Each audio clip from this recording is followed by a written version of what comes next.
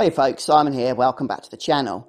Now this is my Crossfuse e-bike which I picked up last year from Halfords, and I've just clocked up, I think it's just under actually 200 miles so far. Let me tell you, I've had so much fun with this, that's why I thought let's make a video, talk about it a little bit with you guys, then I'm going to get out on the road, take you out on an actual ride. Now if you're living in an area like I am, you're perhaps a little bit unfit as I am, then this thing is going to suit you perfectly. You still need to do the work, you're still going to burn the calories, but it is going to help you at those difficult moments. And what we have is the regular push bike setup, so you're going to be pedaling, and if you're not pedaling, this thing isn't going to be moving. But whilst you're pedaling, we've got the Bosch Active Line Plus motor, I believe it is on this model, connected, and that's going to give you that little bit of extra energy. So here we have the battery. And the battery is quite a beefy thing, quite a beefy size. You can take it off, by the way, if you want to charge it, or you can charge it while it's directly on the bike. And the battery is connected to the motor, which is built into the frame here, and that's what's going to give these pedals a little bit of extra. Now, it doesn't feel, this is the wonderful thing about it, it doesn't feel like the battery's helping you. You feel like you are doing it all. Even if you're going uphill, you feel like you're the one that's pushing it up there. But when you turn the battery off, all of a sudden it feels like somebody's pulling backwards on you, because you just notice at that point how much the actual battery was helping you on your ride. Moving on to some of the features then of this particular model. So over here we have the computer display. I'll just turn that on. Hopefully I do have the battery charged, and hopefully you can see it there. So you can see right now on the basic display we have the miles per hour that we're currently travelling at. And we can see that the word off there indicates that we don't have any of the e-bike battery boost currently active. So you can use this bike as an ordinary bike. In fact, a lot of the time that I'm riding this thing, I will generally have this set to off. But when we do need that extra power, this is when the e-bike comes in handy. Oh, and there's the battery gauge level there as well. Right now it's pretty much full charge. So if we cycle through some of the options here, first of all, if we want to give it the battery boost, we just use the plus or minuses that are on the sides here. Hopefully you can see that. If we want to boost it up, we can go to Eco mode, Tour mode, Sport mode, and then finally Turbo. So that's effectively small boost up to large boost is what they each mean. I generally use Turbo and Tour the most, depending on the current incline, or just how lazy I'm feeling. But we can also access other aspects of this computer by holding down some of the buttons. So I believe if we hold down the minus button, this 0 there, it says trip. We can reset that whenever we want to, and that effectively tells us how many miles we've done since we've reset it. That's our total mileage, 179, just under 200 as I said. And then that's the range. Right now it's not giving us a number. It usually does give us a number. I think it's because it wants us to move a little bit first. It just tells us how much range it thinks we have left on our current battery cycle. So the actual range, I should probably mention that. I think it's rated up to something like 80 miles, but that's generally only going to be used if you're like in eco mode the whole time. And then back to the main display. Now the other feature as well is there's a button underneath here, underneath the computer, and you can hold that down. Oh no, you do need to have it on one of these, I believe. Yeah, there we go.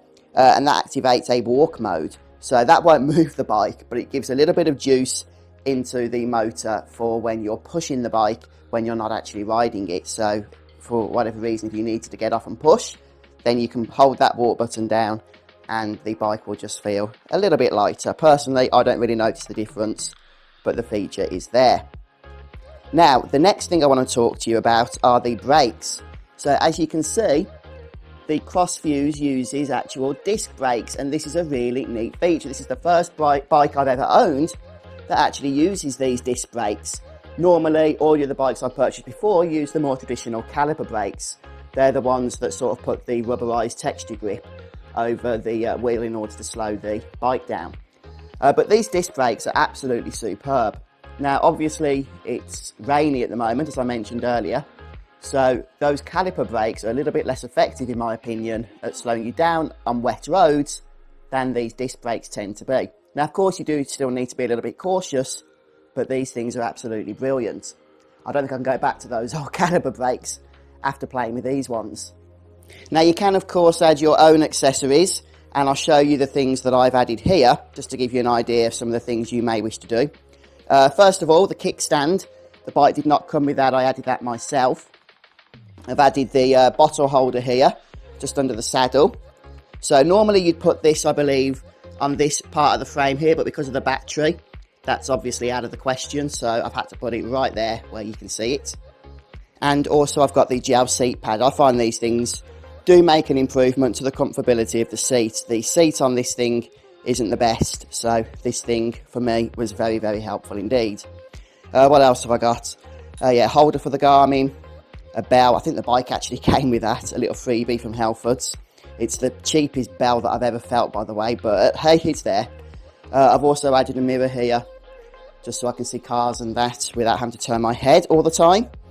And the mud guards as well, so these were not included. I did purchase these separately. And obviously there would be other accessories that you may wish to look into as well, but that's generally what I use. Well, without any further ado then folks, let's get this thing on the road, see what it can do. Whoa!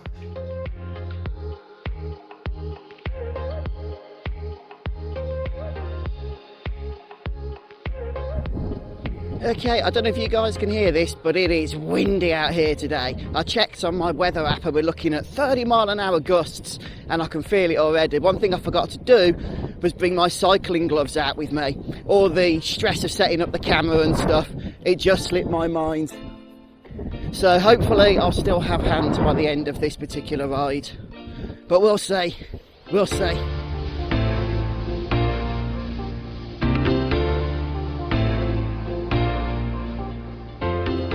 So for the first cycling adventure of 2021, I've picked a 6.5 mile route. It's one I've done a few times before, so I didn't need the Garmin to lead the way or anything. It's not the furthest I go on this e-bike by any stretch of the imagination. But to tell you the truth, because of the cold weather, the just wet roads and the wind that is literally beating against me, it actually made this trek quite a bit harder than it otherwise would be. So I still had a good time, and this e-bike really does help out considerably. But even so, those gusts are definitely going to have an effect. Right now on this road, I was pushing about 20 miles an hour on the flat, so I wasn't able to use the e-bike battery, which cuts out at 15.5, but I didn't really feel it because the wind was behind me, going my direction. But later on, when I'm returning, I can barely push 12, 13 miles an hour because those strong gusts are working in the other direction. So keep an eye on that. Yeah, we're just going up the first killer hill here, and this is where the e-bike really does come into its own. So I've stuck it onto turbo mode, and it literally feels like I'm cycling along a flat right now. Still feeling the work, but I can actually do it.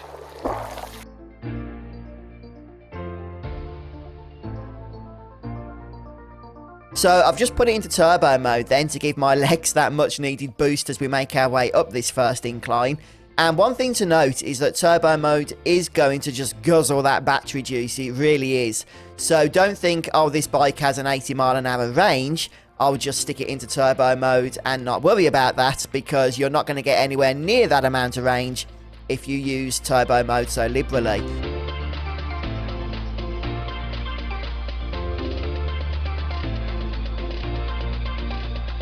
Now, one thing I did forget to mention earlier, I should make a note of for you folks, is that this e-bike model, the Crossfuse Hybrid, does come with Shimano gears, which is a pretty neat feature. Now, it's a 9-speed setup, which might not sound like a lot, especially for those of you that are familiar with, you know, other forms of mountain bikes or hybrid bikes. Sometimes they come with gears in the 20-speed. But in terms of an e-bike, that's actually pretty darn good. You know, you're not going to be changing gears all that much. At least I don't find myself using gears unless I'm on a very steep incline and turbo mode just isn't pulling its weight, so to speak. But apart from that, you know, I don't really use them. So when I do use them, I find that the 9-speed is more than sufficient to get me through whatever terrain I'm currently navigating. And as you can see, at this time of year here in the UK and on these kinds of rural roads, there can be a wide variety of terrain. But I do suppose that's all part of the fun, isn't it? You know, I have missed coming out on this bike. I'm looking forward to doing more with it. By the way, the UK at the moment is right slap bang in the middle of national lockdown, which means that the roads, fortunately, do not contain as much traffic as they otherwise might. Now, these roads are generally quiet anyways, but it is worth considering that you can still get traffic on them. Now, especially in the wetter weather like this, it is a little bit hazardous using these particular routes because the roads are so narrow. There are a lot of blind corners, and more importantly, when you've got the wind blasting through your ears, you cannot hear any cars that might be coming around them. So yeah, those disc brakes for starters are very, very helpful, because even though your braking distance is extended in this kind of terrain, with the wet weather and what have you, it's at least more manageable than with those older caliper type braking systems that bikes tend to have. Anyway, I'll speed things up a bit now, and I'll see you at the next break.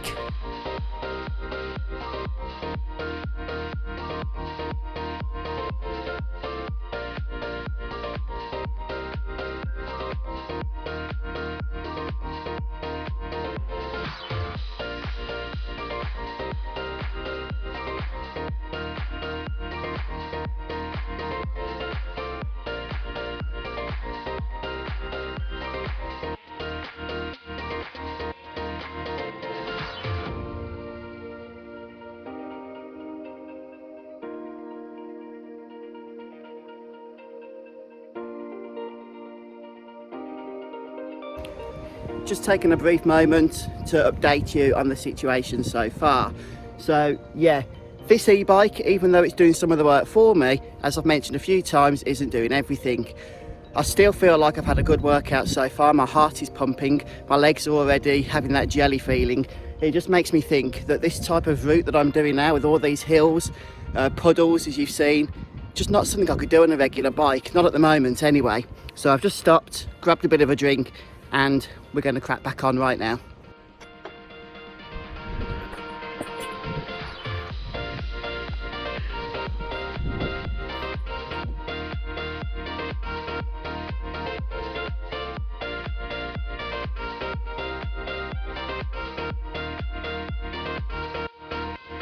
So that break I just took was about 4 miles, maybe just a little more than 4 miles into the journey, and I had about 2.5 miles to go at this point. Now, frustratingly, my chest mount for my action camera seemed to have come a little bit loose. I didn't notice at the time until I reviewed the footage later, but what that means is that now the action camera is going to be drooping just a little bit as we continue on the ride, ultimately to the point where you just can't see anything at all. Well, apart from the bike frame, which isn't all that exciting.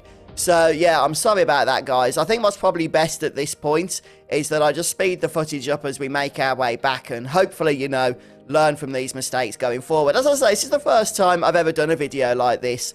So hopefully, you guys have enjoyed at least what's worked so far. And as I say, I can learn from such mistakes going forward.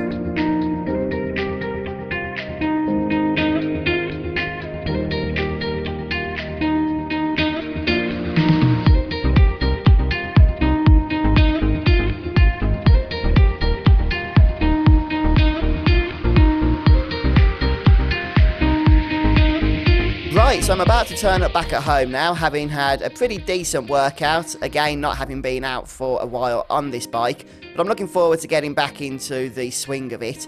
So I do hope you guys have enjoyed watching. I hope if you didn't know much about e-bikes, you've learned something new today. And if so, then I'm very, very happy. But I really do hope you folks enjoyed coming out on this little ride with me. And if you do, maybe you consider just tapping that like button. It really does go a long way to helping my channel. So thank you so much for your time. Have a wonderful day, and I'll see you in the next episode.